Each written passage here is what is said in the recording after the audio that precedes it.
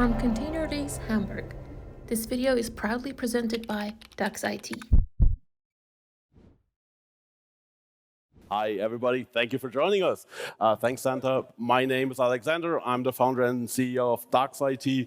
And today I have with me Rene, yes, my name is Rene, application platform specialist, basically OpenShift, and then this is like one of the enterprise Kubernetes versions, but yeah, we'll see about later. Awesome. So we thought we'll start up with a question. So just a quick show of hands so we can gauge what your experience is. So would you please raise your hand if you have any experience with VMware? All right, okay. Nice, good. Who has good experience with VMware? Okay, that's what nice. you see. That's okay, what good. You see. So the next question is, do you have experience with KVM? Awesome, okay. Awesome. We got our crowd. Right? Okay, it's a good next match. one. That's right. Who has experience with Kubernetes? Okay. Oh, many people. Yeah. Crazy. And last but not least, who already has experience with KubeVirt? Okay, let's. Yeah, so, yeah, I think we got our crowd. Yeah, nice. Yeah. Not bad, not bad. Thanks a lot, All right. So it gives us a good overview to see like where we could maybe dive more into details than other topics. We will see kind of on the fly. But okay, since, you're all in the same picture, you raised your hands in the right spots. At the end of the day, today we are kind of in a interesting position, right? Because we are here at ContainerDays, and I think we are almost like getting to the decade mark of how long the ContainerDays already are. And as you can see, no new for you that there are a lot of new use cases, and the whole container usage is obviously rising, right? So this is nothing new, but we can still see that virtualization is, of course, here to stay for quite some time, even though containerization already kind of reached the 25% mark, we are still having a lot of virtualization use cases for good reasons, right? A lot of people raised their hands for VMware, but also a lot of hands for positive things about VMware, because virtualization itself is definitely a very good technology. The only interesting bit is to see how can we kind of go forward with containerization and virtualization. And this is going to be very interesting and something we want to talk about today. Exactly.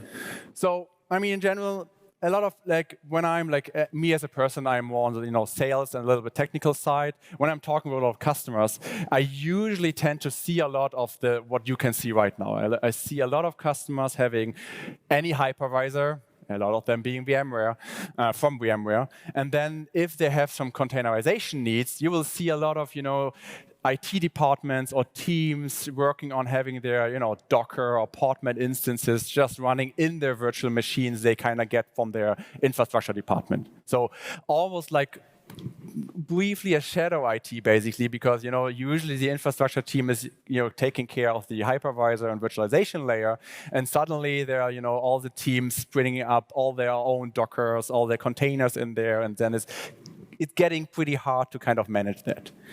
What we also see, a lot of hands has been raised here with Kubernetes. Maybe another question just to see it: who of you is running Kubernetes bare metal?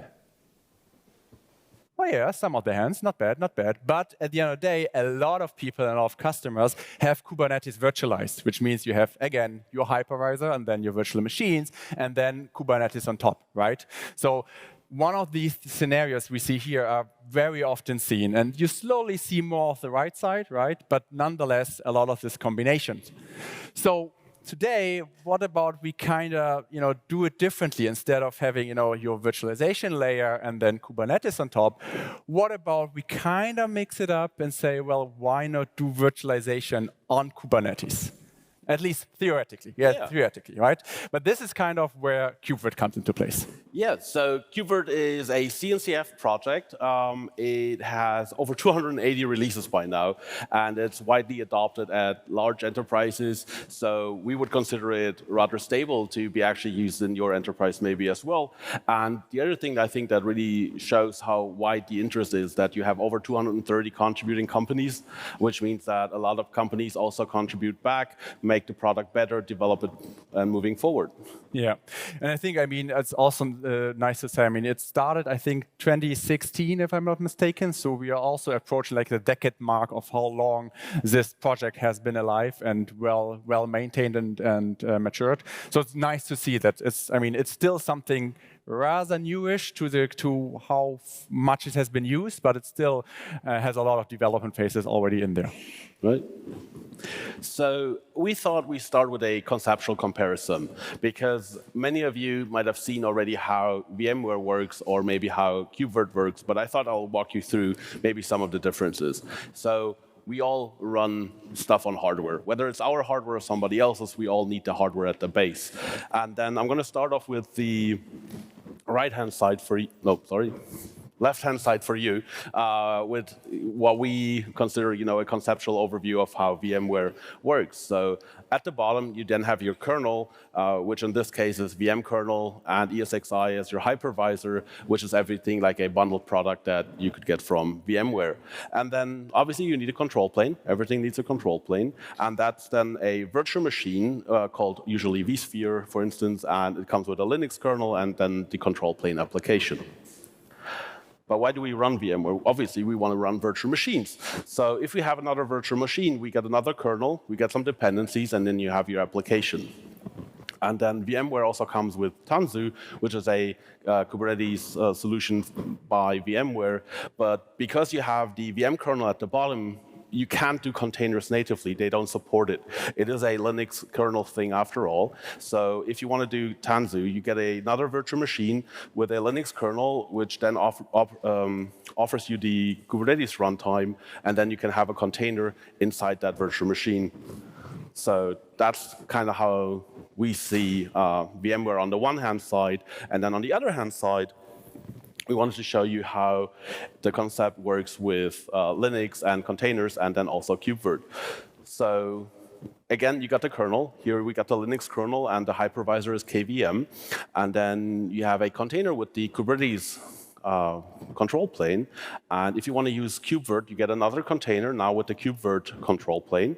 And then basically now containers and VMs become first-class citizens on your main system. So you have a container with your dependency or applications, and right next to it, you get a virtual machine with the whole deal, another kernel and your dependencies and applications. So you kind of see like how there's a little bit of a different approach.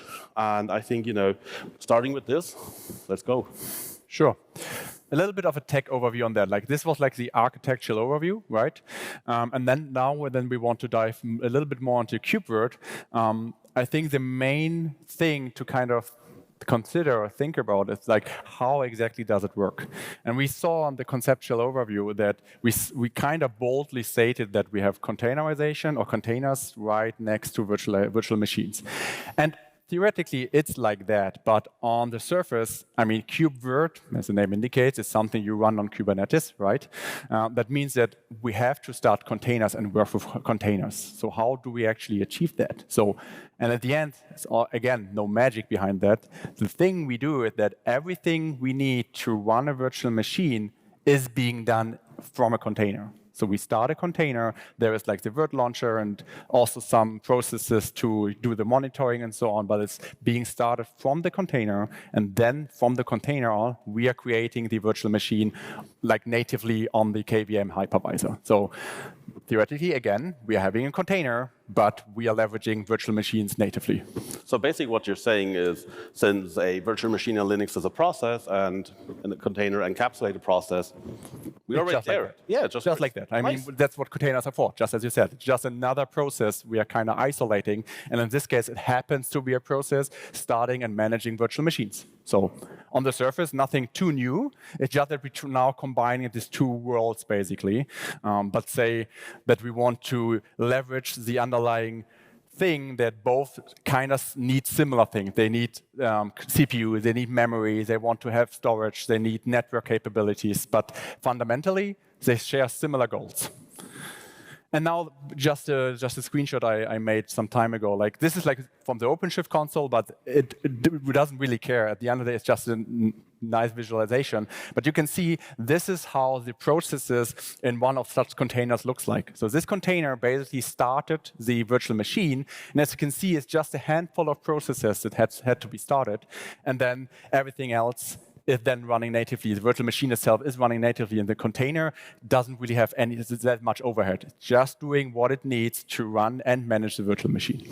So basically, your pod then has 5 processes. I mean, if I look at it, I see a Virt launcher monitor, I see a Virt launcher, then I see some QEMO, yes, some logging, maybe some integration. So everything becomes, first-hand integration with Kubernetes, yeah. And that's all there is, right? Then we go with QEMO, KVM, and then we got the virtual machine. Nice. Yeah, correct. So again, nothing too special to be honest, but it's just nicely integrated and kind of out of the box with the experience you get when leveraging KubeVirt. And then again, this is now the nice thing. Once we kind of finished that and made a check mark behind that, we can now say, well, then it's basically a container. And then in the Kubernetes world, what do we have next? Like the pod level, of course. And then from a pod level, we can just leverage everything we can in Kubernetes just as any other container, right? So we can, use the services, we can mount PVCs, we can use ingress, gateways, routes, you name it. So everything that worked with pods before still works with pods because it's fundamentally just another container. And this is a nice thing because now you are getting the benefit of using Kubernetes just as you've done so, but now also being able to have virtual machines inside. Nice. So that basically means if I have an application I can containerize, I'll go for containerization. But then if I have an application which maybe is not yet ready to be containerized, I can use it as a virtual machine. But then they talk to each other just like they were all pods. Correct. That's pretty cool. Correct. Nice. Because this is one of the main challenges, right? Because usually you have distinct teams managing virtualization platforms and Kubernetes platforms or containerization platforms, right? Usually distinct teams having distinct knowledge and whatnot. And then now you're kind of trying to aggregate that and say, well, now we can basically do both worlds on one platform. But storage. Come on, everybody needs storage. I mean, basically after compute, storage is the next most important thing because, you want to have some storage where you can run your virtual machines off of. So can you maybe tell me a little bit about, how does now storage work with containers and virtual machines inside them? So yes, definitely. What does that do? Definitely. I mean, there are some caveats. It would have been too easy to just stop there and say, well, now you can have fun and just do it. There are some things you have to consider when doing that because even though I just said that both are, you also stated both are compute and it's CPU, memory, whatnot, there's a lot of things they share. Still, a virtual machine sometimes need a little bit more specific things. And the whole scope of things, at the end of the day, since now the leading platform is Kubernetes, we now have to know that when we want to attach storage or use storage, we now have to go the Kubernetes way, right? So in Kubernetes, there's the way of having, different CSI drivers for whatever kind of storage you want to attach. And then there's usually a way of either having storage classes or creating the PVs or persistent volumes yourself, then the persistent volume claims for whatever workload you have, and then kind of use that, right? So now we have to know that even though we are using virtual machines, we have to do it the Kubernetes way. But there are also some things we have to look into. I mean, it's really cool that I already see a bunch of logos on the one hand side that show me that you don't need a new storage provider if you already have something that you've done with VMware. You can basically keep that storage and now make it Kubernetes compatible. I think there are a few things that I want to look into, right? I mean, maybe let's start. Yeah, I mean, at the end of the day, one of the many things you would definitely like to leverage when talking about virtual machines or in general workload is that you are able to kind of use a live migration topic, right? Live migration in this scenario means that however big your cluster is, that you want to kind of shift your workload from one node to another or whatever it is, like shifting workload around. And you want to do the same with virtual machines. And the thing is that if you want to do it with virtual machines via KubeVirt, your storage has to be able to do read-write-many. This is like one of the important things because read-write-many is nothing you kind of can do take for granted. Sometimes, a lot of times you work with read-write once. So for these scenarios, you have to kind of think, if you want to do live migration, you need read-write many. And also you have to kind of see what are the other capabilities of my CSI driver. Because again, coming from a VM world, you're usually using something like snapshotting or cloning or something like that. And if you want to do it in Kubernetes, your CSI driver has to have this capability. And this is something you have to check. Because so if you just go ahead and you say oh, I heard that KubeVirt is awesome, now I'm going to try it and don't really care about storage, this might be a neck breaker. Because this might be something where I say when you really try it, you will see that, okay, well, why doesn't it work? And it is usually because of the capabilities of the CSI driver. That's kind of interesting. I mean, I remember when I tried vMotion for the very first time, I had a server with direct attached storage, and I'm like, okay, I want to do vMotion, and VMware was like, nope, that's not how it works. So basically, you have some requirements that you now also have for KubeVirt, which, okay, kind of makes sense. Yeah. Another thing that, when I run VMs is also usually very important because VMs usually have more stateful applications. I think it's backup. So can you maybe tell us a little bit about backups? Sure, definitely. It's also a topic. Now, again, Kubernetes is a leading platform. So now we have to think, how do we do backup and restore, and if everything works, how do we do it in Kubernetes, right? And again, you have to kind of think this is nothing out of the box. In your best scenario, you already have something in place to tackle these topics. And there are, for example, either a lot of upstream open source tooling to do that, or you have a vendor of your choice who already has a solution to do something like that on Kubernetes in general. Not naming any companies, but there are a lot of doing just that, offering backup recovery, disaster recovery, and helping you to do that on Kubernetes. And then you have to make sure that your Kubernetes is ready for that, because especially with virtual machines where data is even more crucial and more baked into that, it's even more important. And you can see just a very short one, as I just mentioned, all the CSI capabilities. You just have to check what is your vendor of choice for storage currently.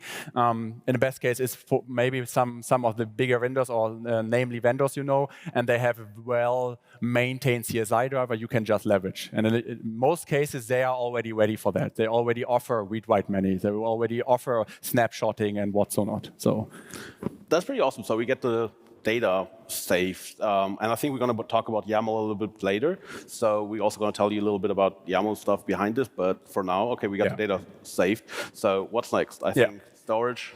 I think the next thing is networking. Networking, yes. Ooh, yeah. I mean, I know that VMware people love the fact that they can assign the network, have a VLAN attached to it, and then do some, vSwitches, and all of that is really nice and pretty. But, as far as I know, a container only has that one IP, and it's a pod network, and that's really cool. But VMware guys sometimes have a little bit of more requirements. How does that match? Yeah, good question. Yeah, the thing is, as you just nicely pointed out, I mean, usually if we are just, the usual Kubernetes environment, we are fine with what we have, usually, or we can always extend it, no question. But in a lot of cases, the pod network and what you have is already working out quite nicely, and the rest is, usually done with ingress or whatever you need, and then you're fine. But as I said, virtual machine is the thing you usually want to do more with, right? You need more access to it. Exactly. With pods, I usually do microsegmentation with network policies, but sometimes the stateful applications, they are not really there yet. So maybe I just want to, assign it to a VLAN. So yeah, interesting. Okay. Good question. And that is why, at the end of the day, first of all, KubeVirt has you covered. That is the easiest answer for that. But at the KubeVirt project itself on GitHub on this occasion, there is the so-called cluster network add-ons operator, which is then giving your Kubernetes some more networking capabilities. I think the two I want to highlight, which are included in there, is Multus and nmstate. And both will help you to, especially Multus will help you to add more network, additional networks to your pod network, existing pod network, and nmstate is making sure that your nodes are ready to do something like bridges, bonding, or whatever you usually do in these cases. So the combination of these two can get you pretty far already. So that's, for example, part of the cluster network add-ons operator. There are even more in there. If you're interested in this topic, I highly recommend you to take a look into that. But these two, again, are usually very well used in this occasion. And I think, you said Multus also works for pods. So in case of you have a situation where you want to have a pod with multiple networks, maybe we'll also look at that just for your Kubernetes workloads. But now we use it for the virtual machines as well. Yeah, correct. And because, again, this picture is like a little bit crowded, and I don't want to focus too much into it. But there you can see some of the things I mentioned. Like there's this Multus, for example, to enable additional networking. And usually when you're coming from a virtualization world, you want to, be able to kind of expose like a fully virtual machine to different protocols on specific switches and whatnot. And you usually make use of the VLAN tagging scenarios and whatnot. And shorthand story, because time is crucial here, this thing got you covered. Again, like only the combination of Multus and NM state will get you really far already. And I've seen implementation, like for example, with the NM states, you will get some custom resources to do the additional network configuration or the attachments, and then you are able to kind of emulate what you're used to from your virtualization world, to kind of be able to, for example, do VLAN tagging of complete machine on a specific port to your physical network, and then kind of emulate what you have been used before. So this is like it's a kind of short answer just because of the time, but we can of course talk about it later on. But at the end of the day, the result is there is something for it, and you can kind of do it on Kubernetes as well. That's cool. All right. I mean, if you might. All right, let's get YAMLing. I mean, one of the biggest differences between, maybe your current setup where you have VMware, a lot of ClickOps, maybe you build some automation around it. I mean, there are applications like vRealize or even some open source applications you can use to automate your VMware processes. It's really interesting to see how that gets translated into the new YAML world of everything is a declarative state. So maybe let's have a look at a few custom resources that KubeVirt brings to the table and gives you the opportunity to standardize maybe even your virtualization setup. So the first one I wanted to show you, I think it's legible. I hope it's also legible from the last row. There's a custom resource type, and they're all a mouthful. It's called Virtual Machine Cluster Preference. And here you can see that I can set specific settings for a certain operating system. So for instance, in our example, we took RHEL 10, and RHEL 10 supports secure boot through EFI. So here we can say, please, for all virtual machines which are based on RHEL 10, if I want to use this preference, I get automatically enabled secure boot through EFI. And there's a bunch of them already pre-rendered for you. So also for Windows and other operating systems, and that gets you going really well because you don't have to consider what do I need for each operating system. And also it gets you standardization. If you have this as a preference, all of them will be the same. So, and you can see there are some requirements. A virtual machine with RHEL should have at least one CPU and 1.5 gigabytes of memory, but obviously that's not every workload, right? So here's another thing that comes into play. It's called virtual machine cluster instance type. Like I said, rolls right off.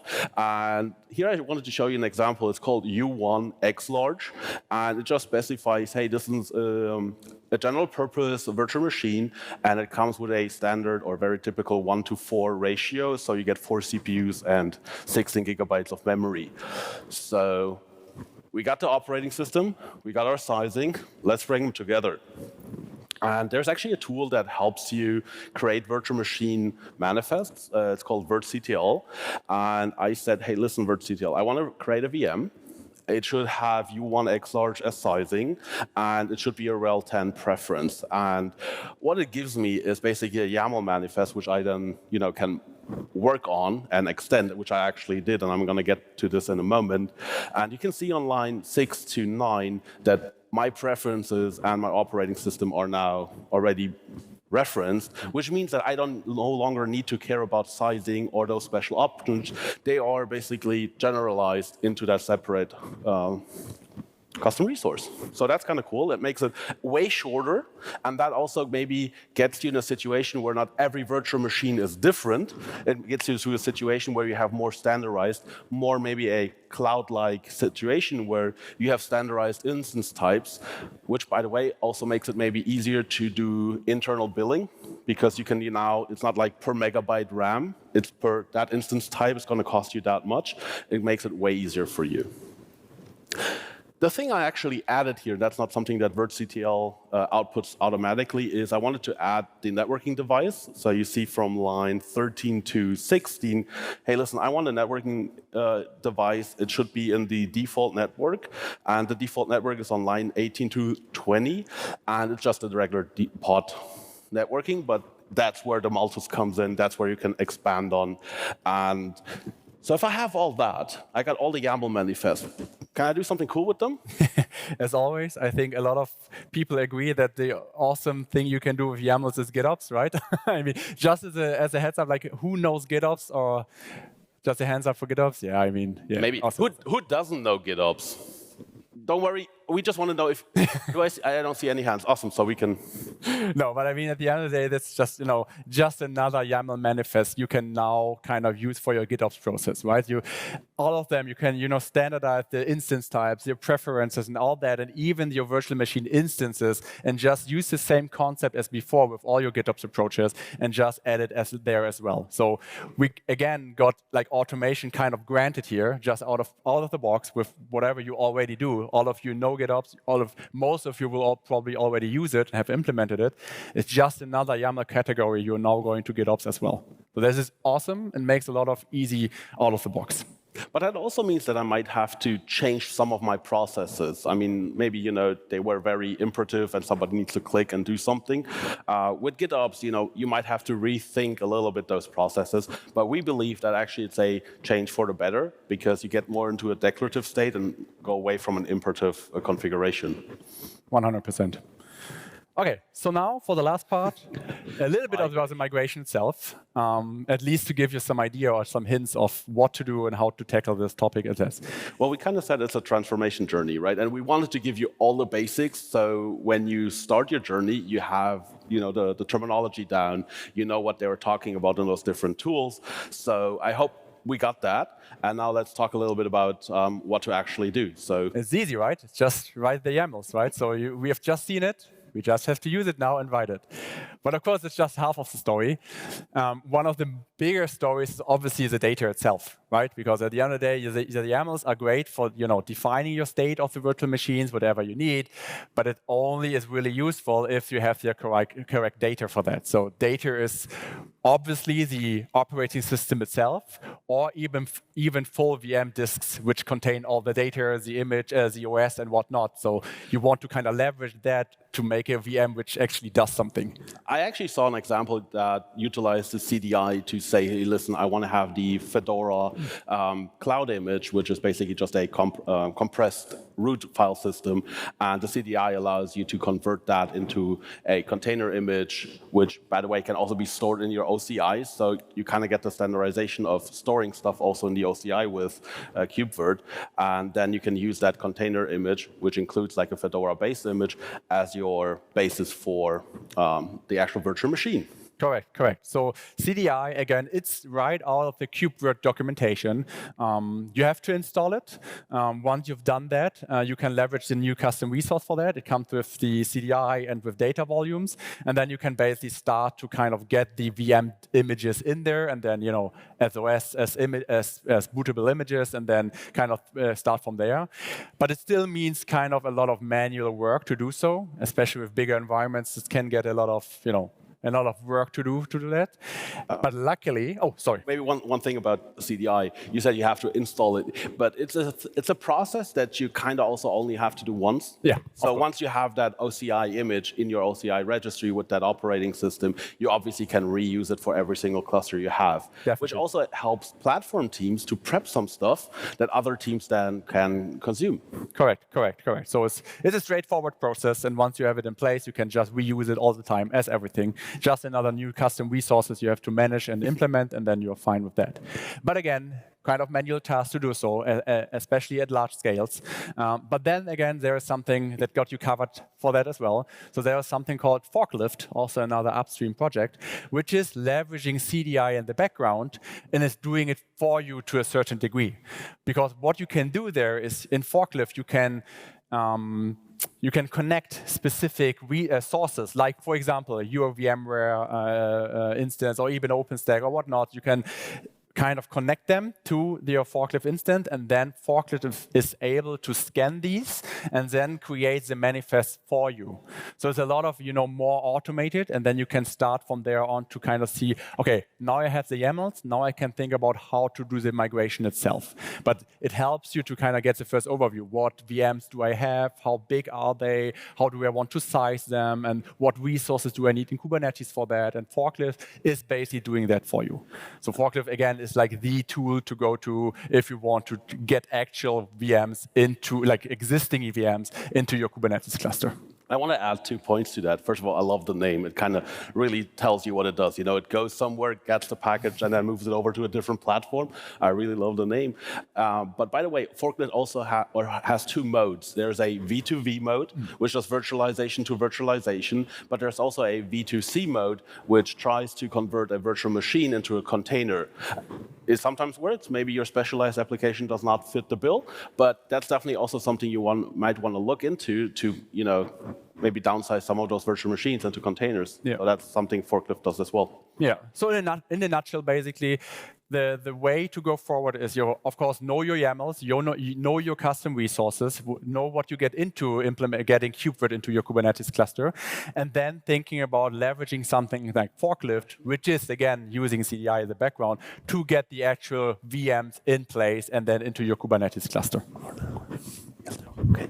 So, we're kind of out of time, and there are also questions I just But we ended off, basically. Perfect. So I'm from Dax IT. We help you hands-on doing this stuff. And yeah, we are from Red Hat. We basically have KubeVirt and everything in our platform already. So it's kind of out-of-the-box experience. Awesome. Dream team.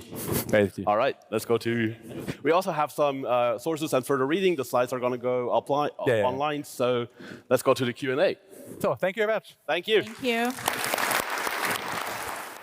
Maybe just let's start with the first one. You already mentioned in your presentation, normally it's 2 different teams that handle VMs and Kubernetes. How does it work in the real life? Oh yeah, that's a brilliant question. It is like the #1 question we always see out in the field. And the bitter answer is it's always a culture thing. It is something you have to talk with your teams, and the first thing they kind of ask you, do they lose their jobs? What do they have to, can't I really do anymore what I've done previously? No. It's more about the journey to kind of get to the same table, talk about what is happening, how we tackle that, how everyone can be part of the journey and do it together. And the thing is, the virtualization knowledge you have already in your company, it's still very, very relevant because, first of all, that journey takes a long time. And even once you are virtualized, it doesn't go away straight away. So it's really important to be part of that, or take the teams and bring them together and do a lot of change management as well. Yes, definitely. So again, in a nutshell, it is a journey. Definitely, it's nothing you can just do out of the box. It's a talk you will have to have. It's a journey you have to talk with customers or your teams, of course, and then see how you can slowly tackle this. It's not going to be like a day-to-day change from just going fully virtualized on whatever hypervisor to just KubeVirt. It's going to be a process over time. Awesome. I really like the second question, but I think, I guess they're asking about your mascot. Not right. Why would they ask about our mascot? So I'm sorry, we're not going to answer this question about the mascot. Good luck with come by our booth. Already answered in the questions as well from Dax IT. Exactly. Awesome. So maybe let's talk about it won't be answered. Okay. How hard is it to recreate KubeVirt VMs just to do a kubectl, kubectl rollout restart? Are there pets or cattle? So the nice thing is that the pods have finalizers. So that's how you bridge the gap between a container and actually a virtual machine. That finalizer is what KubeVirt, or what enables KubeVirt to shut down a virtual machine gracefully whenever it tries to get restarted, evicted, or something like that. So that's something, the finalizer is already there, and we're just using it. Yeah, on the spot. And then, sorry. The next question would be, do you experience problems running containers for days, weeks, months without restarting? So that's an interesting question. First of all, running containers. So we're not talking about VMs right now because you don't want to restart. But I think they may mean the containers. Yeah, no, there isn't. The problems that I see when you keep that mindset, I actually asked yesterday some friends, I asked them, what happened to that uptime table that there was on the internet where people could submit, my server was up for 10 years or something. You know, nowadays that's basically considered a invite everybody to try to hack you. So I don't see that there are issues with long-running processes on machines. It's a question of how stable are your workers. So if you have a virtualized setup and the worker stays there, you're fine. If you have hardware issues and you need to move them around, it'll work. So I think just answered it perfectly. I would say the same. Okay. But don't run them for years. That's not considered safe. Yeah, there's a limit. Yeah, that's not considered safe anymore. Yeah. Awesome. So I don't know how much time we have. I think we're at 36. Yeah, no worries. Again, thank you all for being here. You can ask all the questions later on. We are going to be here for a while. So come on by. Come on to our booth. We're right outside the door. We got slushies for you. Yeah. Thank you very much. Thank you very much. Thank you.